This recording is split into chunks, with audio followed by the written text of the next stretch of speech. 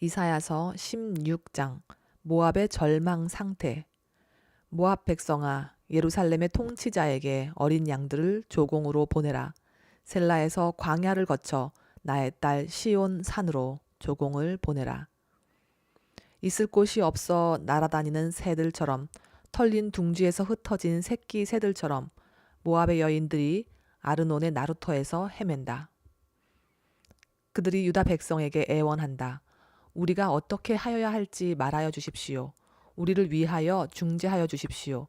뜨거운 대낮에 시원한 그늘을 들이우는 나무처럼 우리가 그대의 그늘에서 쉴 수 있도록 보호하여 주십시오. 우리는 피난민입니다. 아무도 우리를 해치지 못할 곳에 우리를 숨겨 주십시오. 우리가 이 땅에서 살도록 허락하여 주십시오. 우리를 죽이려고 하는 자들에게서 우리를 보호하여 주십시오. 폭력이 사라지고 파괴가 그치고 압제자들이 이 땅에서 자취를 감출 것이다. 다윗의 가문에서 왕이 나와 신실과 사랑으로 그 백성을 다스릴 것이다.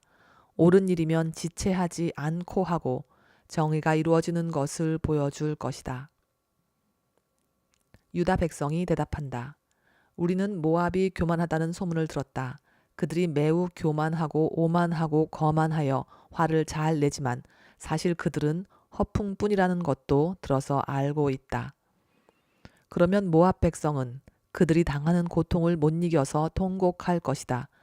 길하레셋에서 늘 먹던 건포도빵을 그리워하며 슬피 울 것이다.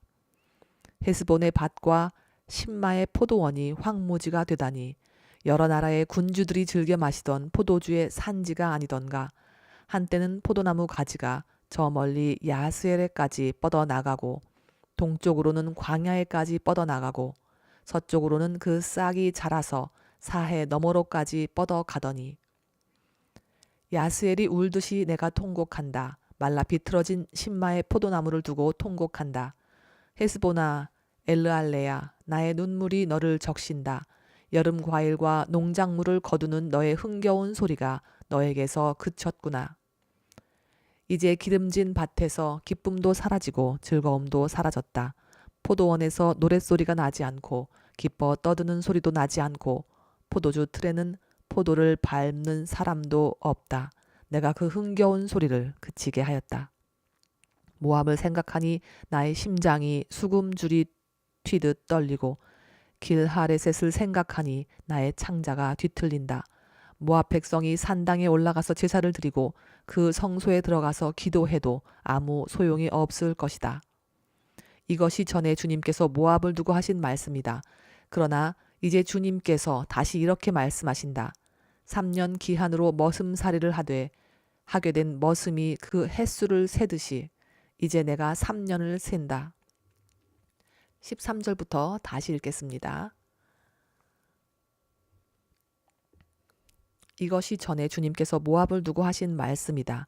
그러나 이제 주님께서 다시 이렇게 말씀하신다.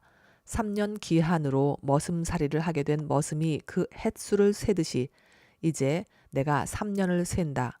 3년 안에 모압의 영화가 그 큰 무리와 함께 모두 능욕을 당할 것이며 남은 사람이라야 얼마 되지 않아 보잘것이 없을 것이다.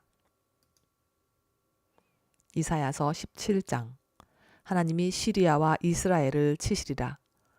이것은 다마스쿠스를 두고 하신 엄한 경고의 말씀이다. 다마스쿠스는 성읍축에도 들지 못하고 허물어진 무더기가 될 것이다. 또한 아로엘의 성읍들이 황무지가 될 것이다. 그 성읍들은 양떼의 차지가 되며 양떼가 누워도 그들을 놀라게 할 자가 하나도 없을 것이다. 에브라임은 무방비 상태가 되고 다마스쿠스는 주권을 잃을 것이다. 이스라엘 자손에게서 영광이 사라지듯이 시리아의 남은 백성도 수치를 당할 것이다. 만군의 주님께서 하신 말씀이다. 그날이 오면 야곱의 영화가 시들고 건강하던 몸이 야위일 것이다. 그들은 곡식을 거두고 난 텅 빈 들처럼 될 것이다. 곡식을 거두는 자가 곡식을 다 거두어 버린 그 들판, 사람들이 이삭마저 다 줍고 내버린 그 들판, 이삭을 다 줍고 난 르바임 들판처럼 될 것이다. 그들은 열매를 따고 난 올리브 나무처럼 될 것이다. 마치 올리브 나무를 흔들 때에 가장 높은 가지에 있는 두세 개의 열매나 풍성한 나무의 가장 먼 가지에 남은 4-5개의 열매와 같이 될 것이다. 주 이스라엘의 하나님께서 하신 말씀이다. 그날이 오면 사람들은 자기들을 지으신 분에게 눈길을 돌리고 이스라엘의 거룩하신 분을 바라볼 것이다. 자기들의 손으로 만든 제단들은 거들떠 보지도 않고 자기들의 손가락으로 만든 아세라 상들과 태양 신상은 생각도 하지 않을 것이다. 그날이 오면 그 견고한 성읍들이 폐허가 될 것이다. 마치 이스라엘 자손 앞에서 도망친 히위족과 아므리족의 성읍들처럼 황폐하게 될 것이다. 이스라엘아, 내가 하나님의 너의 구원자를 잊어버리고 내가 피할 견고한 반석을 기억하지 않고 이방신을 섬기려고 이방의 묘목으로 신성한 동산을 만들었구나. 나무를 심는 그날로 내가 울타리를 두르고 그 다음 날 아침에 내가 심은 씨에서 싹이 났다 하여도 내가 그것을 거두어들일 무렵에는 흉작이 되어 너의 슬픔이 클 것이다. 적국이 멸망하다. 가련하다 저 많은 민족의 요란한 소리가 마치 바다에 파도 치는 소리처럼 요란하고 많은 백성들이 몰려오는 소리가 마치 거대한 물결이 밀려오는 소리 같구나. 비록 많은 백성이 거대한 물결이 밀려오는 것 같이 소리를 내어도 주님께서 그들을 꾸짖으시리니 그들이 멀리 도망칠 것이다. 그들은 산에서 바람에 흩어지는 겨와 같고 폭풍 앞에 흩날리는 티끌과 같을 것이다. 그들이 저녁 때에 두려운 일을 당하고 아침이 오기 전에 사라질 것이니 이것이 바로 우리를 노략한 자가 받을 몫이고 우리를 약탈한 자가 받을 마땅한 값이다. 이사야서 18장. 하나님께서 에티오피아를 벌하실 것이다. 에티오피아의 강 건너편 벌레들이 날개치는 소리가 나는 땅에 재앙이 닥칠 것이다. 그들이 갈대 배를 물에 띄우고 뱃길로 사절단을 보낸다. 너희 민첩한 사절들아 가거라. 강물이 여러 갈래로 나뉘어 흐르는 땅으로 가거라. 거기에 사는 민족 곧 키가 매우 크고 근육이 매끄러운 백성 멀리서도 두려움을 주고 적을 짓밟는 강대국 백성에게로 가거라.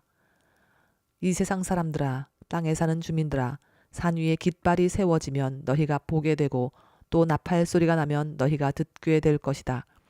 주님께서 나에게 이렇게 말씀하신다. 내가 나의 처소에서 조용히 내려다 보겠다. 추수철 더운 밤에 이슬이 조용히 내려앉듯이 한여름 폭염 속에서 뙤약볕이 고요히 내리쬐듯이 곡식을 거두기 전에 꽃이 지고 신포도가 연글 때에 주님께서 연한 가지들을 낫으로 자르시고 뻗은 가지들을 찍어 버리실 것이다. 산의 독수리들과 땅의 짐승들이 배불리 먹도록 그것들을 버려두실 것이니 독수리가 그것으로 여름을 나고 땅의 모든 짐승이 그것으로 겨울을 날 것이다. 그때 만군의 주님께서 예물을 받으실 것이다. 강물이 여러 갈래로 나뉘어 흐르는 땅, 거기에 사는 민족, 곧 키가 매우 크고 근육이 매끄러운 백성, 멀리서도 두려움을 주고 적을 짓밟는 강대국 백성이 만군의 주님께 드릴 예물을 가지고 만군의 주님의 이름으로 일컫는 곳 시온 산으로 올 것이다.